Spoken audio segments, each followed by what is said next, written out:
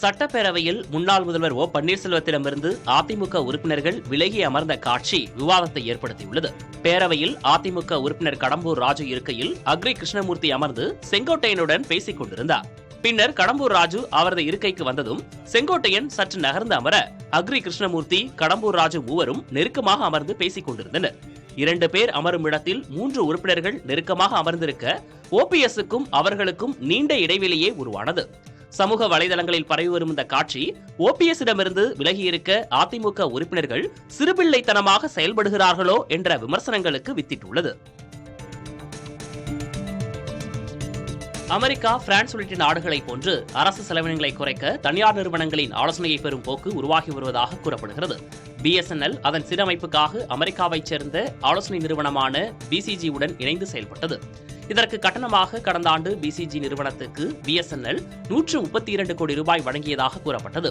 BCG நிறுவனத்தின் ஆலோசனையின் அடிப்படையிலேயே 19,000 ஊழியர்களை ஆட்குறைப்பு செய்யும் முடிவை பிஎஸ்என்எல் எடுத்ததாக சொல்லப்படுவதுண்டு. இந்த சூழலில் பிஎஸ்என்எல் போலவே வேறு பொதுத்துறை நிறுவனங்களும் தனியார் ஆலோசனையை நாடி வருவதாக தகவல்கள் தெரிவிக்கின்றன.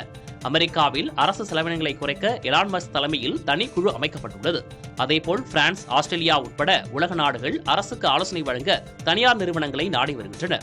தற்போது இந்த போக்கு இந்தியாவிலும் தொடங்கியிருப்பதாக நிபுணர்கள் கூறுகின்றனர். பொதுத்துறை நிறுவனங்கள் தனியார் நிறுவனங்களின் ஆலோசனையை பெற்று செயல்படுவது ஆபத்தானது என்று நிபுணர்கள் எச்சரிக்கின்றனர். பொதுத்துறை நிறுவனங்கள் மக்களின் நலனை மையப்படுத்தி செயல்படுபவை. ஆனால் தனியார் நிறுவனங்கள் லாபத்தை மையப்படுத்தியே ஆலோசனை வழங்கும். இதனால் பொதுத்துறை நிறுவனங்களுக்கான அடிப்படை நோக்கம் தகர்ந்து போகும் என்று நிபுணர்கள் தெரிவிக்கின்றனர். அமெரிக்காவில் டெஸ்லா வாகனங்கள் மற்றும் டெஸ்லா ஷோரூம்கள் மீதான தாக்குதல்கள் அதிகரித்திருக்கும் நிலையில் டெஸ்லா மீதான தாக்குதல்கள் உள்நாட்டு தீவிரவாத செயல்பாடுகளாக கருதப்பட்டு அதற்கான தண்டனை வழங்கப்படும் என்று அமெரிக்க அரசின் தலைமை வழக்கறிஞர் பாம் பாண்டி தெரிவித்துள்ளார். டொனால்டு டிரம்ப் அமெரிக்க அதிபராக பதவியேற்ற பிறகு அவரது முதன்மை ஆலோசகரான எலான் மஸ்க் அரசு செலவை குறைப்பதற்காக அரசு பணியாளர்கள் எண்ணிக்கையை குறைத்து வருகிறார். இதனால் கோபம் அடைந்த செயல்பாட்டாளர்கள் மஸ்கின் மின் வாகன நிறுவனமான டெஸ்லா மீது தாக்குதல்களை நடத்தி வருகின்றனர். அமெரிக்காவின் பல்வேறு பகுதிகளில் டெஸ்லா கார்கள், காருக்கு மின்னேற்றம் செய்வதற்கான மையங்கள், கார் விற்பனை செய்யும் ஷோரூம்கள் போன்றவற்றின் மீது தாக்குதல்கள் நடத்தப்பட்டு வருகின்றன. போர்ட்லாந்து, ஒரேகான், சியாட்டில் போன்ற நகரங்களில் இத்தகைய தாக்குதல்கள் அதிகமாக நடந்துள்ளன. இடதுசாரி அரசியல் சார்பு கொண்டவர்களே டெஸ்லா மீதான தாக்குதல்களை ஒருங்கிணைப்பதாக ட்ரம்ப், மஸ்க் இருவரும் குற்றம் சாட்டியுள்ளனர். தூத்துக்குடி ஸ்டெர்லைட் ஆலையின் விரிவாக்க பகுதியில் உள்ள வேதிப்பொருட்களை அகற்ற அரசு அனுமதி அளித்ததை தொடர்ந்து அதற்கான பணிகள் தொடங்கியுள்ளன. சுற்றுச்சூழல் பாதிப்பு ஏற்படுவதாக எழுந்த போராட்டம், துப்பாக்கிச்சூடு உள்ளிட்டவற்றை தொடர்ந்து முந்தைய அதிமுக ஆட்சியில் ஸ்டெர்லைட் ஆலை மூடப்பட்டிருந்தது.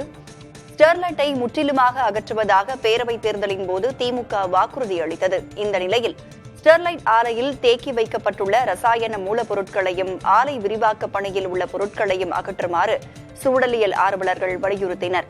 இதை ஏற்று தமிழ்நாடு அரசு ஆலையில் உள்ள ரசாயன மூலப்பொருட்களை அகற்ற ஸ்டெர்லைட் நிர்வாகத்திற்கு 80 நாட்கள் கெடு விதித்திருந்தது. அதன்படி 3 லாரிகள், 1 ஜேசிபி இயந்திரம் மூலம் வேதிப்பொருட்களை அகற்றும் பணிகள் தொடங்கப்பட்டுள்ளன.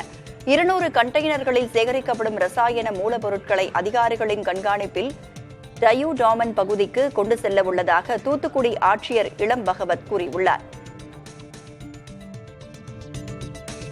கர்நாடக மாநிலத்தில் 8 முதல் 12ஆம் வகுப்பு வரை உள்ள மாணவர்களுக்கு பள்ளிகளில் பாலியல் கல்வி வழங்கப்பட உள்ளது. இம்மாணவர்களுக்கு வாரந்தோறும் 2 பாலியல் கல்வி வகுப்புகள் இருக்கும் என்று தெரிவிக்கப்பட்டுள்ளது.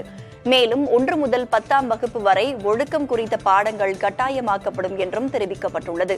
இது தவிர சமூக ஊடகங்கள், ஆன்லைன் விளையாட்டுகளின் சிக்கித் தவிக்கும் மாணாக்கரை அதிலிருந்து மீட்பது தொடர்பான கல்வியும் கொண்டுவரப்பட உள்ளதாக மாநில அரசு கூறியுள்ளது.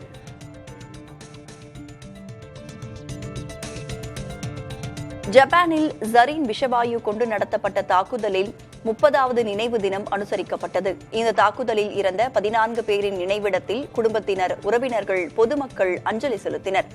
1995ஆம் ஆண்டு மார்ச் 20ஆம் தேதி ஜப்பானில் டோக்கியோவில் 5 ரயில்களில் ஜரீன் வாயுவை திறந்துவிட்டு பயங்கரவாத தாக்குதல் நடத்தப்பட்டது. இதில் நரம்பை விஷவாயு தாக்கியதில் 14 பேர் சுருண்டு விழுந்து உயிரிழந்தனர். 6000க்கும் மேற்பட்டோருக்கு உடல்நலம் பாதிக்கப்பட்டது. உலகில் நடைபெற்ற வித்தியாசமான பயங்கரவாத தாக்குதல்களில் ஒன்றாக இது பார்க்கப்படுகிறது. கர்நாடகாவில் திருமணம் செய்து கொள்ள பெண் கிடைக்காமல் இளைஞர்கள் பாதிக்கப்படும் போக்கு அதிகரித்துள்ளது. இந்த நிலையில் தங்களுக்கு விரைவில் திருமணம் நடக்க வேண்டும் என வேண்டி சாம்ராஜ் நகர் மாவட்டம் கோடஹள்ளி கிராமத்தில் இளைஞர்கள் சிலர் மாதேஸ்வரம் கோயிலுக்கு பாத யாத்திரையாக சென்றனர். இவர்களுக்கு ஆதரவாக பெண்கள் சிலரும் இந்த யாத்திரையில் பங்கேற்றனர். மாண்டியா அருகிலும் இதேபோன்று ஒரு யாத்திரை சில மாதங்களுக்கு முன் நடைபெற்றிருந்த நிலையில் கர்நாடகாவில் விவசாயம் புரிந்து வரும் இளைஞர்களுக்கு திருமணத்திற்கு பெண் கிடைக்காத போக்கு மிக அதிகமாக இருப்பதாக தகவல்கள் உள்ளது குறிப்பிடத்தக்கது. சீனாவின் யுனான் மாகாணத்தில் உள்ள உலக புகழ்பெற்ற மலர் தொழிற்பூங்காவை அந்நாட்டு அதிபர் ஷி ஜின்பிங் நேரில் பார்வையிட்டார். அவருடன் சீன கம்யூனிஸ்ட் கட்சியின் மூத்த தலைவர்களும் சென்றனர். லிஜியாங் என்ற பகுதியில் 73 ஹெக்டேர் பரப்பளவில் உள்ள இந்த மலர் பூங்காவில் 48 விதமான ரோஜாக்கள் வளர்க்கப்படுகின்றன. ஆண்டிற்கு 4 கோடி மலர்கள் உற்பத்தியாகும் நிலையில் ஜப்பான், ரஷ்யா உள்ளிட்ட நாடுகளுக்கும் அவை ஏற்றுமதி செய்யப்படுகின்றன. இவை தவிர மற்ற மலர்களும் இங்கு வளர்க்கப்படுகின்றன.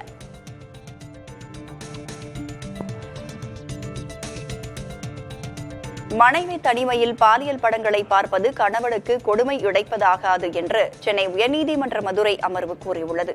தன்னுடைய மனைவிக்கு பால்வினை நோய் இருப்பதாகவும் அவர் பாலியல் படங்களை பார்த்து சுய இன்பத்தில் ஈடுபடுவதாகவும் கூறி விவாகரத்து வழக்கு தொடர்ந்த நபருக்கு கரூர் குடும்பநல நீதிமன்றம் விவாகரத்து வழங்க மறுத்தது. இதற்கு எதிராக அந்த நபர் சென்னை உயர்நீதிமன்ற மதுரை அமர்வில் மேல்முறையீடு செய்தார். இந்த வழக்கை விசாரித்த நீதிபதிகள் தனது மனைவிக்கு பால்வினை நோய் இருப்பதை நிரூபணம் செய்ததற்காக எந்த ஆதாரமும் மனுதாரர் வழங்கவில்லை என்று தெரிவித்தனர். மேலும் ஒரு பெண் தனிமையில் பாலியல் படங்களை பார்ப்பதையும் சுய இன்பத்தில் ஈடுபடுவதையும் எந்த வகையிலும் அவரது கனவுக்கு இழைக்கப்படும் கொடுமையாக கருத முடியாது என்று கூறி மேல்முறையீட்டு மனுவை நிராகரித்தனர். அதே நேரம் வாழ்க்கை துணையை பாலியல் படங்களை பார்க்குமாறு வற்புறுத்துவதை விவாகரத்துக்கான காரணமாக ஏற்க முடியும் என்றும் நீதிபதிகள் தெளிவுபடுத்தினர். கூகுள் குரோம், ஃபயர்பாக்ஸ் போன்று இந்தியாவிற்கென்று சொந்தமாக பிரவுசர் உருவாக்கும் நோக்கில் மத்திய அரசு நடத்திய போட்டியில் தமிழ்நாட்டை சேர்ந்த ஜோஹோ நிறுவனம் முதலிடம் பிடித்துள்ளது. ஜோஹோ அணியினர் உருவாக்கிய பிரவுசருக்காக ரூபாய் 1 கோடி பரிசு அறிவிக்கப்பட்டிருப்பதாக மத்திய தகவல் தொழில்நுட்பத்துறை அமைச்சர் அஸ்வினி வைஷ்ணவ் தெரிவித்துள்ளார்.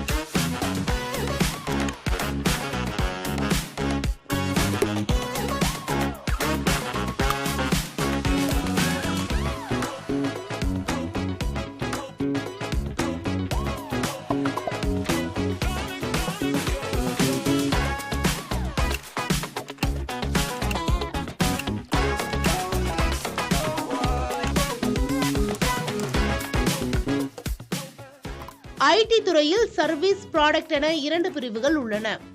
இதுவரையில் இந்தியா முதன்மையாக சர்வீஸ் பிரிவிலேயே கவனம் செலுத்தி வந்த நிலையில் கூகுள், மைக்ரோசாஃப்ட் போன்று மென்பொருள் ப்ராடக்டுகளை உருவாக்கும் நாடாக இந்தியாவை மாற்றுவதற்கான முன்னெடுப்புகளை மத்திய அரசு மேற்கொண்டு வருகிறது. அதன் பகுதியாக பிரவுசர் உருவாக்கும் போட்டி நடத்தப்பட்டது. இந்த போட்டியில் ஸ்டார்ட் அப் நிறுவனங்களான பிங் 2ஆம் இடமும் அஜ்னா நிறுவனம் 3ஆம் இடமும் பெற்றுள்ளன. இடைவேளைக்கு பிறகு பிற செய்திகளை பார்க்கலாம்.